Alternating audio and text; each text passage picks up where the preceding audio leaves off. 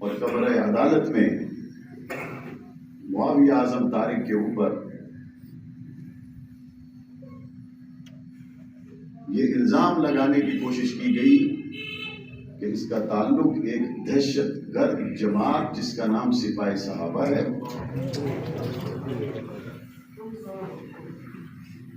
اور کہا گیا کہ 2 دن پہلے اس کو 4 شیڈول میں ڈال دیا گیا ہے اور وہ 4 شیڈول کا کاغذ جو ابھی تک ہمیں پولیس کے ذریعے موصول نہیں ہوا، نامعلوم ان لوگوں کے ہاتھ میں کیسے تھا۔ فخر سے کہہ رہے تھے کہ ہم نے 4 شیڈول میں ڈلوایا،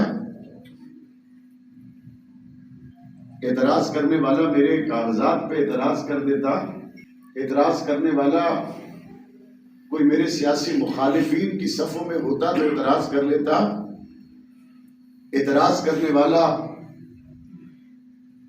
ہمارے مذہبی مخالفین کی صفوں میں ہوتا تو اعتراض کر لیتا۔ اعتراض کرنے والا تو وہ شخص ہے جس کے پیچھے 20 سال ہم نے نمازیں پڑھی۔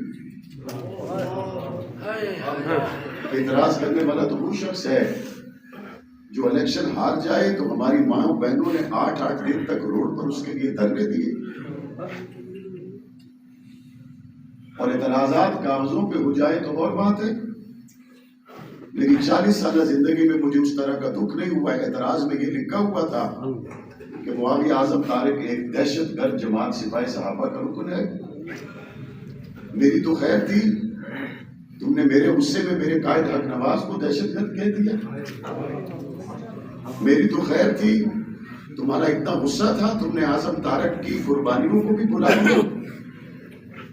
میری تو خیر تھی، تمہارا میرے بارے میں اتنا غصہ، اتنا نفرت، اتنا حسد کہ تمہیں میرے گھر میں میری بوڑھی ماں بھی نظر نہ آئی۔